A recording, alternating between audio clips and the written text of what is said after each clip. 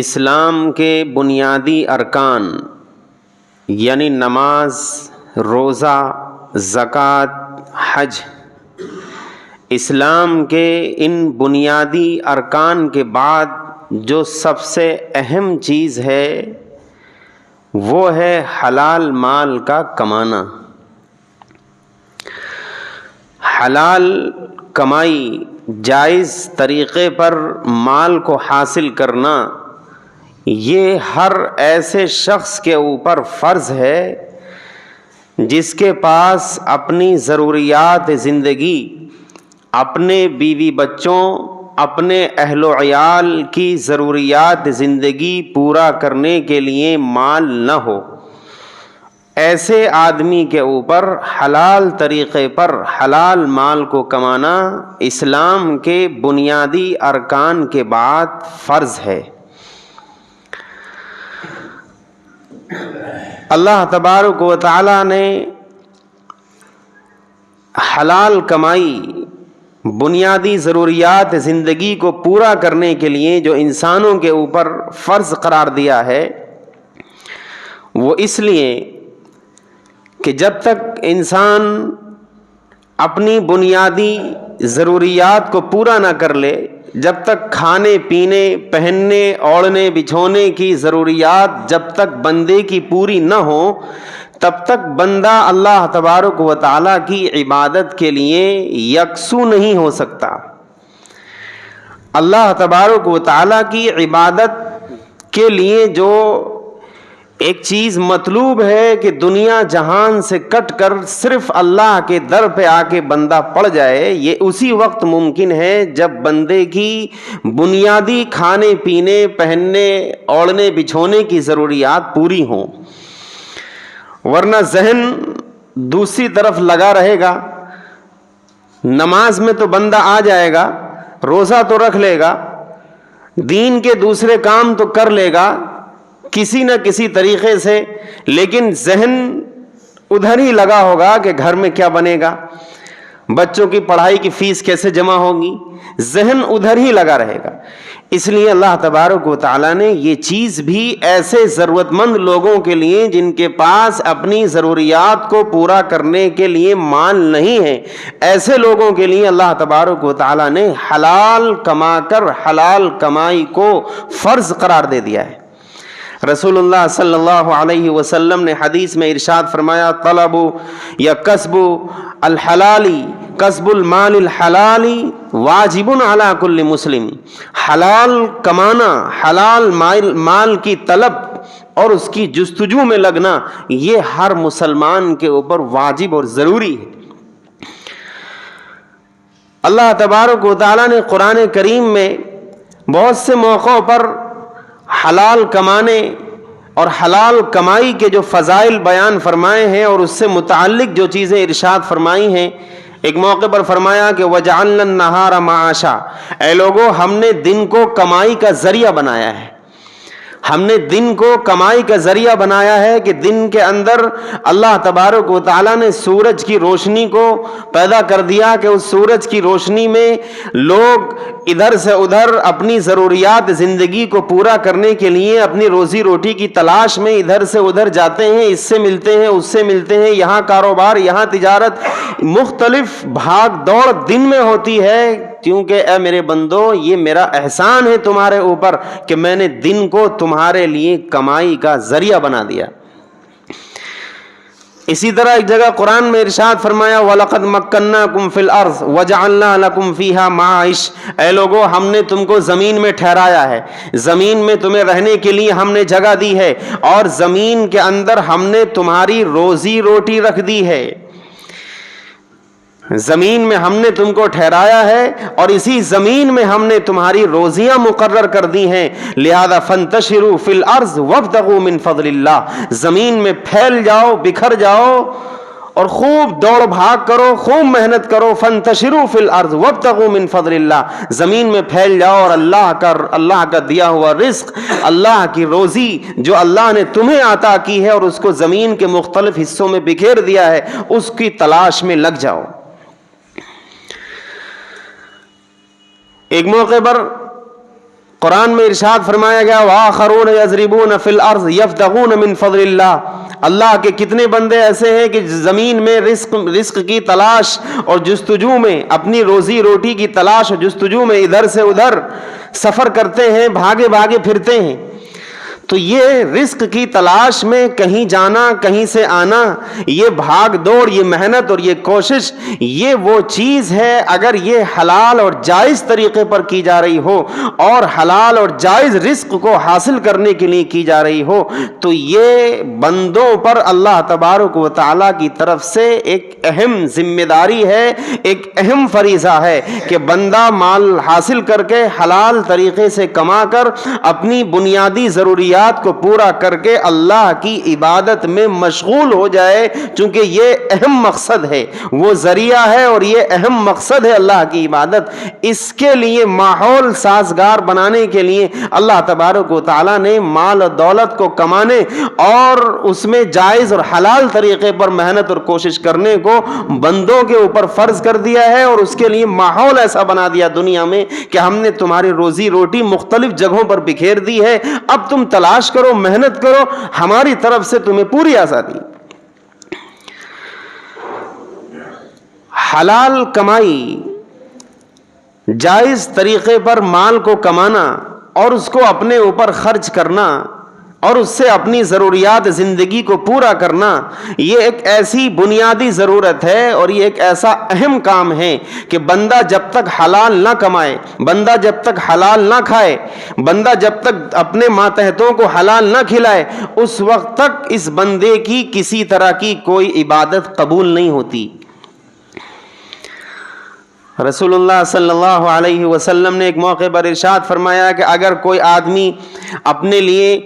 کوئی کپڑا بنائے، کوئی لباس بنائے، اور اس کپڑے کو خریدنے میں اور اس کو بنوانے میں اگر ایک پیسہ بھی حرام کا استعمال ہوا ہے، تو جب تک وہ کپڑا، وہ لباس جسم پر برقرار رہے گا، باقی رہے گا، اس وقت تک اللہ کے یہاں اس بندے کا کوئی عمل قابل قبول نہیں۔ کیونکہ اعمال کی قبولیت اور حلال کمائی، حلال کھانا، حلال کمانا، ان دونوں کا ایسا جوڑ ہے کہ اسی بندے کی عبادت قبول ہوگی، اسی بندے کی دعا قبول ہوگی، اسی بندے کی نماز قبول ہوگی، اسی بندے کی زکوٰۃ اور روزہ اور حج قبول ہوگا جس نے حلال کمایا ہو اور حلال کھایا ہو۔ اگر حرام کا شبہ بھی کہیں سے اگر آ گیا تو نماز، روزہ، زکوٰۃ، حج وغیرہ تمام عبادتیں وہ سب کی سب رد کر دی جائیں گی۔ ایک موقع پر رسول اللہ صلی اللہ علیہ وسلم نے ارشاد فرمایا، اے لوگو، اللہ تبارک و تعالیٰ نے تم سب کو وہی حکم دیا ہے جو اپنے نبیوں کو حکم دیا تھا۔ اے لوگو، اللہ تبارک و تعالیٰ خود پاک ہے اور پاک مال کو پسند کرتا ہے،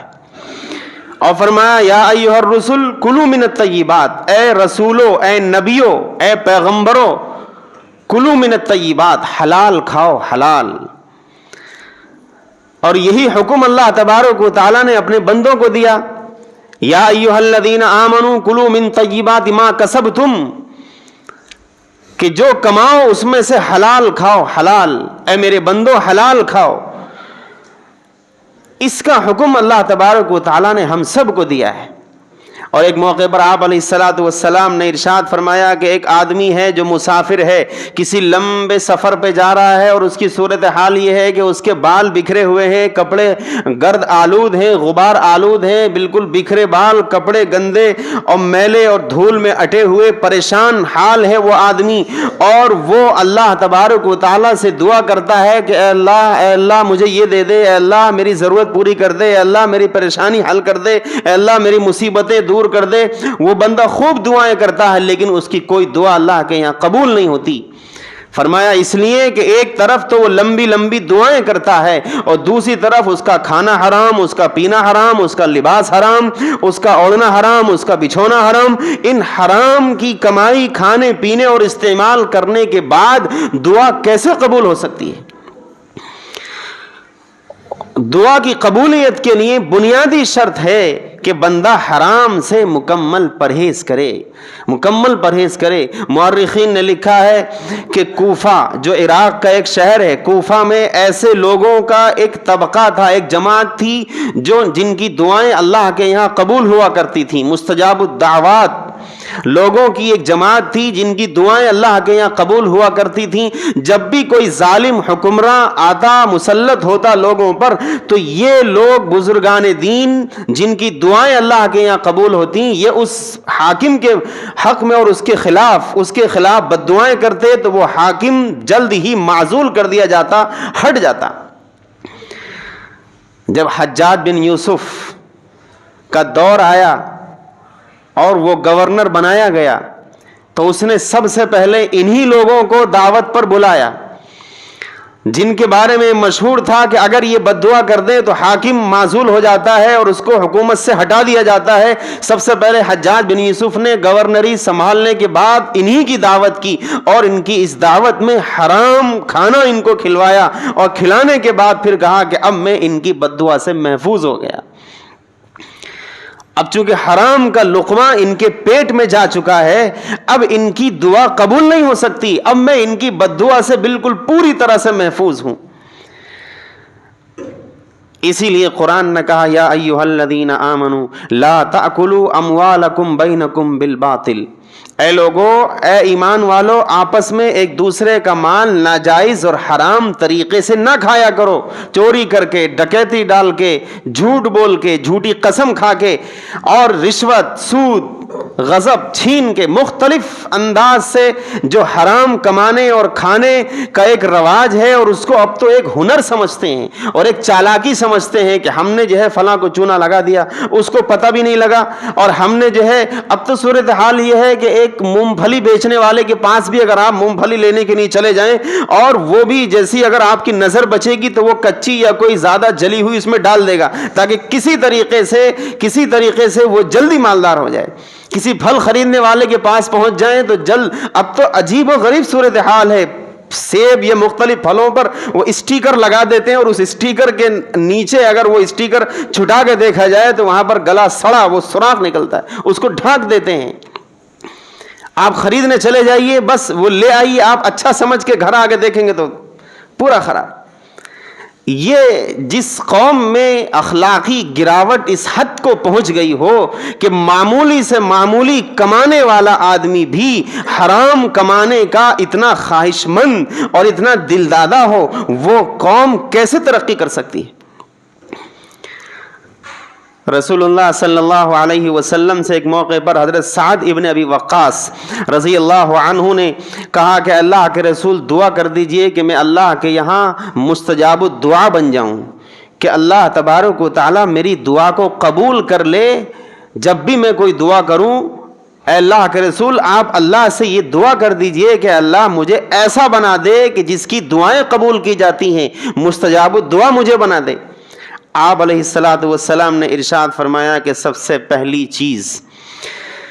مستجاب الدعا بننے کے لیے، سب سے پہلی چیز جو تمہیں کرنی ہے سعد، وہ یہ کہ اپنے کھانے کو پاک بناؤ۔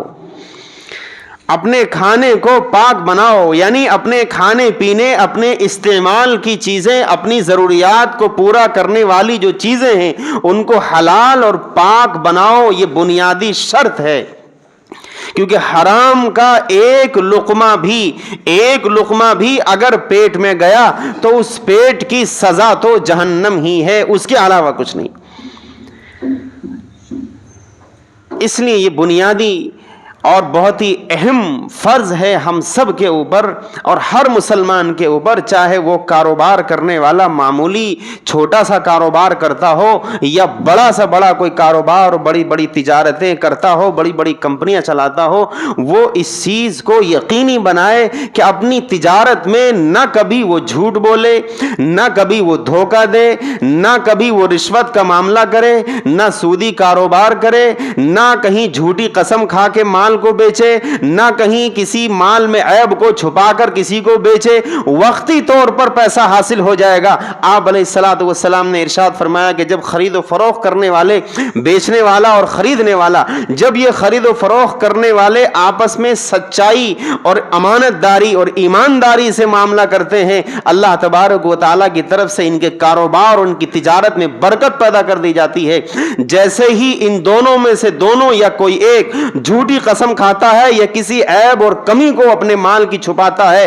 वक्ती तौर पर झूठी कसम खाने के नतीजे में माल तो बिक जाता है, लेकिन इस माल और इस तिजारत में पैदा होने वाली बरकत वो अल्लाह तबारक व तआला की तरफ से खत्म कर दी जाती है। इसीलिए कुरान ने जो बात इरशाद फरमाई, जो मैंने शुरू में आयत पढ़ी, या अय्युहर रुसुल कुलू मिनत तय्यिबात वअमलू सालिहा, नेक आमाल का और हलाल खाने का, इन दोनों का मजबूत रिश्ता है। जिस आदमी की कमाई हलाल होगी उसका खाना पीना नेक होगा, पाकीज़ा होगा, उसके जिस्म पर आया हुआ लिबास हलाल कमाकर उसने कमा कर के पहना होगा, और उसकी ज़रूरियात ज़िंदगी हलाल और पाकीज़ा कमाई की बुनियाद पर पूरी हो रही होंगी। उसके अंदर से खुद नेक काम करने का जज्बा पैदा होगा, अच्छाइयों पर चलने का एक जज्बा पैदा होगा, उसके अंदर खुद एक जज्बा पैदा होगा कि मैं अल्लाह के सामने इबादत करूं, उसके लिए रोज़ा रखूं, उसके लिए नमाजें पढ़ूं, उसके हुक्म के मुताबिक ज़कात अदा करूं, मैं हज पे चला जाऊं। उसका खुद दिल लगेगा नमाजों के अंदर, दुआओं के अंदर, तिलावत के अंदर, जिक्र अज़कार के अंदर, तमाम नेक कामों के अंदर उसका खुद अंदर से दिल करेगा कि मैं बढ़ चढ़ के हिस्सा लूं, चूंकि उसका जो खून है अंदर से वो हलाल खून है, हलाल कमाई की बुनियाद पर और हलाल पैसे को इस्तेमाल करने के बाद जिसमें वो खून बना है। इसलिए वो खून अंदर से मुतालबा करेगा कि नेक काम करो, नेक काम करो, बुराई से बचो और हराम से बचो, नाजायज से बचो। वो खून अंदर से मुतालबा करेगा और एक तलब महसूस होगी कि मैं अल्लाह के दरबार में अल्लाह को राजी करने के लिए क्या कर जाऊं। अंदर से एक जज्बा पैदा होगा, बशर्ते कि कमाना, खाना पीना और ज़रूरियात ज़िंदगी जो पूरी हो रही हो वो हलाल और पाकीज़ा माल से पूरी हो रही हो। कहीं अगर खुदा ना खास्ता अगर हराम माल या हराम का शुबा भी अगर कहीं पर आ गया तो सारी इबादतें, ज़िंदगी भर की नेकियां सब रद्द कर दी जाती। इसलिए इस चीज़ को हम सब यकीनी बनाएं और इसको कोई हुनर न समझें कि हमने किसी को धोखा दे दिया अपनी चालाकी से, मक्कारी से और झूठी कसम खा के, आधी अधूरी बात बता के, माल में कोई ऐब और कमी को छुपाकर किसी को धोखा दे दिया। इसको हरगिज ये ना समझिए कि कोई हुनर है या कोई चालाकी है या कोई फन है। नहीं, आप धोखा दे रहे हैं। आप किसको धोखा दे रहे हैं? आप सामने वाले को तो वक्ती तौर पर धोखा दे रहे हैं, तो 4 मिनट 10-5 दिन के लिए, बाकी असल धोखा तो आप अपने आप को दे रहे हैं। अल्लाह के दरबार में मुजरिम तो आप बन रहे हैं, वो तो मासूमियत और लाइल्मी के नतीजे में आपसे कारोबार कर रहा है, आप उसको चूना लगा रहे हैं, धोखा दे रहे हैं। ये आप खुद अपने आप को कोसिए कि आप कितना घिनौना जुर्म कर रहे हैं। रसूलुल्लाह सल्लल्लाहु अलैहि वसल्लम एक मौके पर एक मार्केट, एक बाजार में तशरीफ ले गए। वहां जाके देखा कि एक आदमी है वो गेहूं बेच रहा था और उसने शक्ल ये इख्तियार की कि ऊपर ऊपर उसने लेयर लगा दी सूखे गेहूं की और अंदर अंदर गीले गेहूं, जैसे हम लोग करते हैं। हम लोग यहाँ बिल्कुल अजीब व गरीब हाल है। आप गल्ला बेचने वाले हों कि आलू बेचने वाले हों, मिर्च बेचने वाले हों, कुछ भी बेचने वाले हों, पूरी जो बोरी भरी होगी ऊपर से और नीचे से तो बिल्कुल बेहतरीन और बीच में ख़राब लगा देंगे, ताकि खोलने वाला अगर खोल के देखे भी थोड़ा बहुत तो उसके हाथ में अच्छा ही आए। लेकिन वो बेचारा दिल्ली से आया हुआ, लखनऊ की मार्केट से उसने चावल ख़रीदा, वो वापस थोड़ी आएगा लेके। तो ऐसे ही उस गल्ले वाले ने ऊपर जो लेयर लगाया वो साफ सुथरा और बिल्कुल सूखा प्योर गेहूं, और नीचे जो उसने दबा के रखा हुआ था वो गीला बिल्कुल नंबर 2 का उसने लगा के रखा हुआ था। रसूलुल्लाह सल्लल्लाहु अलैहि वसल्लम का गुजर मार्केट में हुआ। आप अलैहिस्सलातु वस्सलाम उस गल्ले वाले के पास आए और उस गल्ले वाले के गल्ले के ढेर में आपने ऐसे नीचे से हाथ मारा तो आपके हाथ पर नमी महसूस हुई। आपने पूछा ये क्या है? कहा अल्लाह के रसूल वो भीग गया था, اس لیے جو ہے غلہ گیلا ہو گیا۔ آپ نے فرمایا اگر بھیگ گیا تھا تو پھر یہ بھیگا ہوا غلہ تم نے اوپر کیوں نہیں کر دیا تاکہ ہر خریدنے والا اپنی آنکھوں سے دیکھ لیتا، اس کو اچھا لگتا تو خریدتا، نہ اچھا لگتا نہ خریدتا۔ تم نے جو چھپا کے رکھا ہے نیچے اور اوپر جو سوکھے کی لیئر لگا دی ہے، یہ تو دھوکہ ہے۔ من غشنا فلیس منا، آپ نے فوراً ارشاد فرمایا کہ جو دھوکہ دے وہ ہم میں سے نہیں، جو دھوکہ دے وہ میرا امتی نہیں، اس سے میرا کوئی لینا دینا نہیں، میرا امتی دھوکہ نہیں دے سکتا۔ من غشنا فلیس منا، جو دھوکہ دے اس کا مجھ سے کوئی لینا دینا نہیں۔ اس لیے ضرورت اس چیز کی ہے کہ ہم جہاں نماز پڑھتے ہیں، الحمدللہ رمضان المبارک کا مہینہ آتا ہے، روزہ رکھتے ہیں، زکوٰۃ بھی جن لوگوں پر فرض واجب ہے کسی نہ کسی حد تک وہ بھی اللہ کا شکر ادا کرتے ہیں، حج جن کے اوپر واجب ہے وہ بھی جو کر چکے ہیں، اور جو جن کے اوپر واجب اور فرض ہے وہ بھی انشاءاللہ آئندہ جانے کی امید رکھتے ہیں، وہ سب اس چیز کو اپنے طور پر یقینی بنائیں کہ ہماری کمائی، ہماری تجارت، ہمارا کاروبار حلال اور جائز طریقے پر ہے یا کسی طرح کا اس میں کوئی شبہ حرام کا یا کسی ناجائز کا اس میں ہے۔ اگر ہے تو فوراً اس کو دور کریں اور توبہ کریں اللہ کے دربار میں کہ اللہ جو ہوا سو ہوا، اب آئندہ کے لیے ہم توبہ کرتے ہیں، آپ ہمیں حلال پر باقی رکھیے، حلال کھلائیے، حلال ہم سے کموائیے، اے اللہ حلال کمانے کے راستے ہمارے لیے آسان کر دیجئے، حرام سے ہمیں ہماری نسلوں کو اے اللہ محفوظ رکھیے۔ یہ کوشش اور فکر ہم سب کو کرنی ہے۔ اللہ